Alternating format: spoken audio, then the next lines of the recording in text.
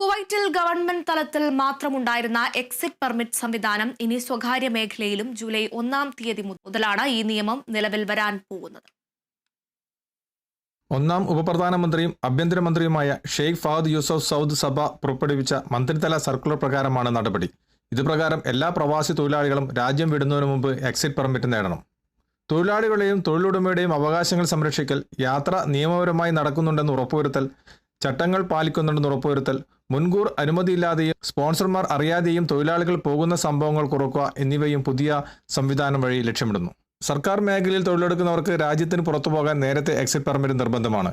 ഇത് ജൂലൈ 1 മുതൽ സ്വകാര്യ മേഖലയിൽ കൂടി ബാധകമാകും. കുവൈത്തിൽ നിന്ന് യാത്രയ്ക്ക് മുമ്പ് ഉപയോക്താക്കൾ സഹേൽ ആപ്പ് തുറന്ന് ആഭ്യന്തര മന്ത്രാലയം സേവന വിഭാഗത്തിൽ ബോർഡർ സെക്യൂരിറ്റി സർവീസസ് സെലക്ട് ചെയ്യണം.